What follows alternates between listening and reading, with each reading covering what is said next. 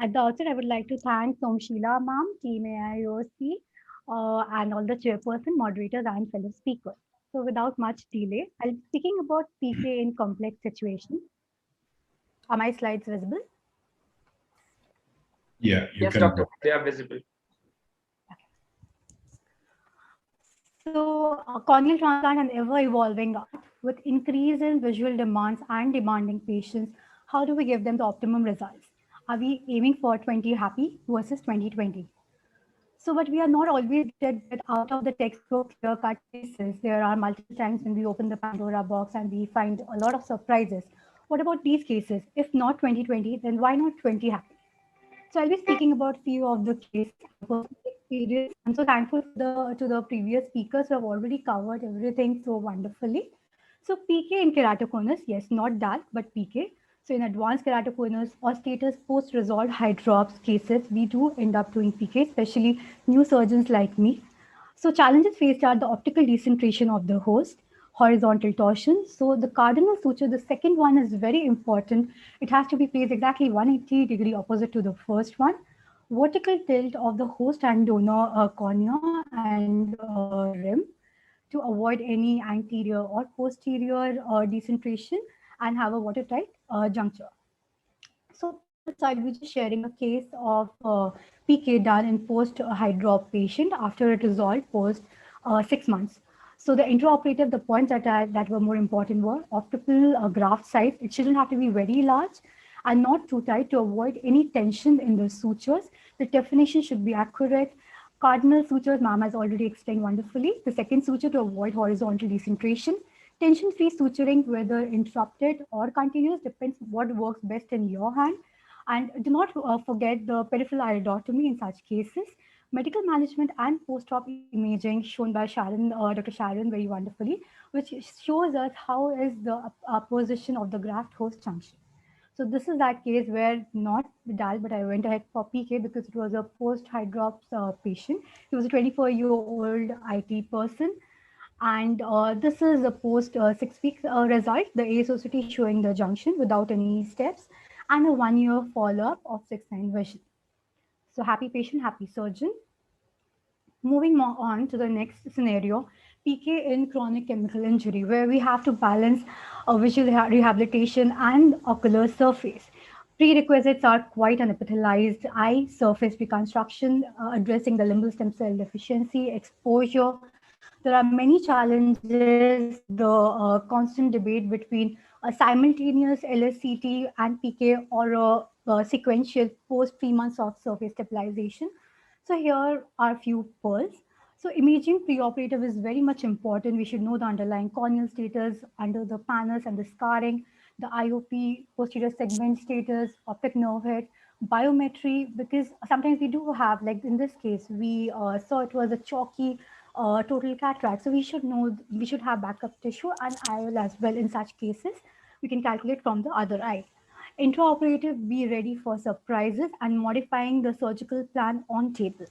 Role of immunosuppression, holistic approach is always in debate in such cases. Additional surgical procedures have to be mentioned to the patient in the counseling prior to taking up the patient for the first surgery itself.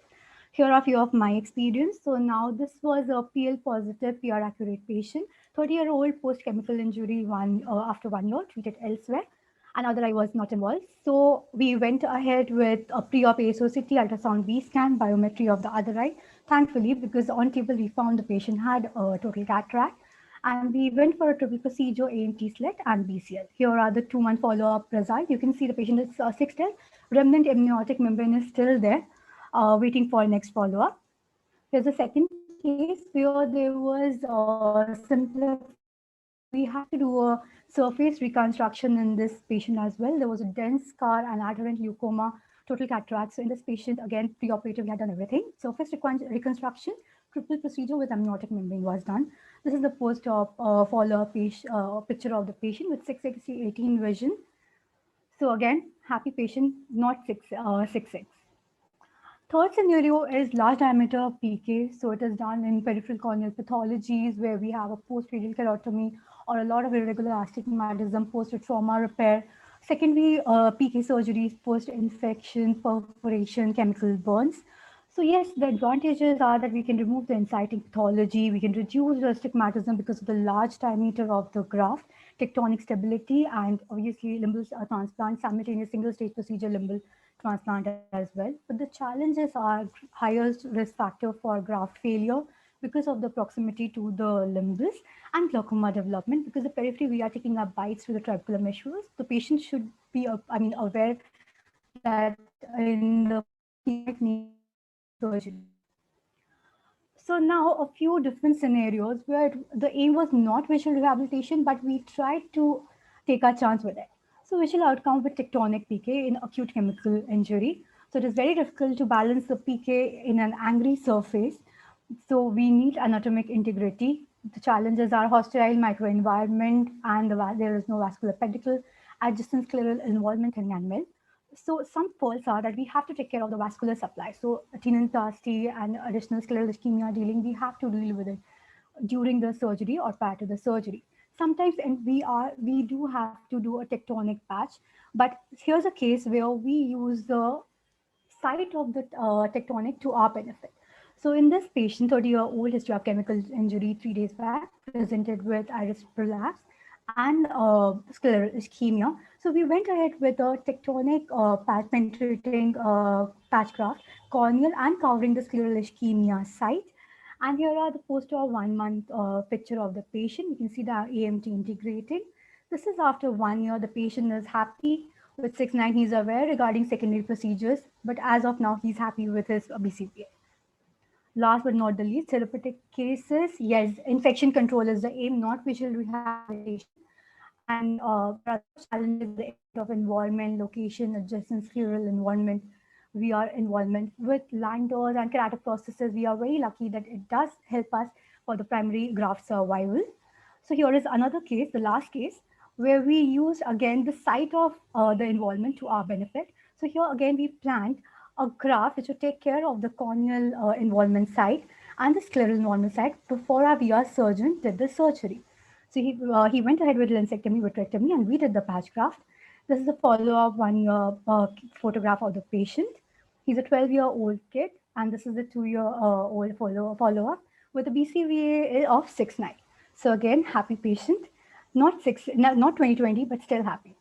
So to conclude, yes, we do aim for 2020, but in all cases, we should aim for the best possible visual outcome that we can provide to the patient. Every case is different. We have to formulate a plan, a tailor-made approach. Patient counseling is the most important part. Before taking up the patient for the first surgery, we have to be very well prepared preoperatively with all the imaging and ready for modification during surgery. And PK is definitely a savior in all complex situations and a backup plan. Thank you so much. These are my acknowledgements. Thank you to all my teachers who have taught me to do all this. Thanks.